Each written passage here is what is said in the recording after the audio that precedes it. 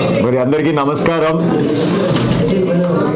పక్షంలో ఉన్నా కూడా రోడ్ ఎక్కాల్సి వచ్చిందంటే ఎంత బాధాకరంగా ఉందంటే, దాదాపు నెల నుంచి అక్రమ ఇసుక గురించి చెప్తానే ఉన్నాం, అరికట్టండి అరికట్టండి అని చెప్పి.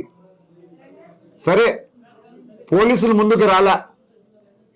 మా పిల్లోళ్ళు దాదాపు 10 మంది వాళ్ళకై వాళ్ళు 5 గంటల వరకు మేల్కొని ఇసుక లారీలను పట్టింటే, ఆ ఇసుక లారీలు అప్పటికైనా పోలీసులకు ఫోన్ చేసి రండి అయ్యా కొంచెం కేసులు కడుతున్నామంటే, పోలీస్ స్టేషన్కి చేరినాక ఎవరైతే పట్టినారో ఇసుక లారీని వాళ్ళని కూర్చోబెట్టించి మీ పైనే కేసులు పెడతాం, రాజీ అవుతారంటేనే వదులుతాను, లేదంటే ఎప్పుడు పిలిచినా రావాలని చెప్పి తిరిగి ఎస్సీఐ మా వాళ్ళని బెదిరిస్తాడు.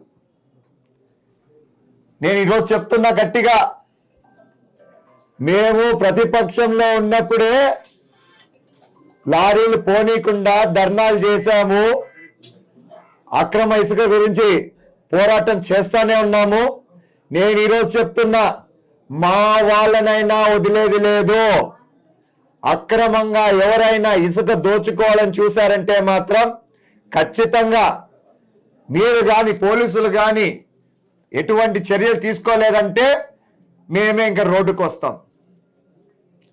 మరి ఇవన్నీ జరిగితే ఈ సిఐకి ఏం బాధ నాకు అర్థం కావట్లా. దాదాపు ఒక 6-7 నెలల నుంచి కంటిన్యూస్గా కంప్లైంట్స్ వస్తున్నాయి.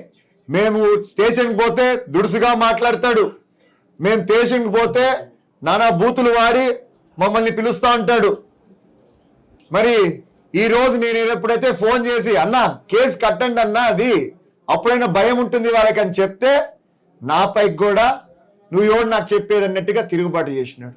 మరి ఇప్పుడు నాకే అట్లుంటే, నాతోనే అలా మాట్లాడితే, ఒక ఎమ్మెల్యేగా నాకు రోంతన్నా రెస్పెక్ట్ ఉంటుంది కదా, మళ్ళీ నాతోనే అట్లా మాట్లాడితే ఇంక మళ్ళీ ఖచ్చితంగా మామూలు ప్రజలతో ఎలా మాట్లాడుతున్నారో ఒక్కసారి మీరందరూ ఆలోచించండి. నేను మాత్రం ఈరోజు మళ్ళా చెప్తున్నా, ప్రతి ఒక్కరికి, ముఖ్యంగా తాడిపత్రి వాసులకి దయచేసి మీరు అక్రమ ఇసుక మాత్రం తరలించద్దండి.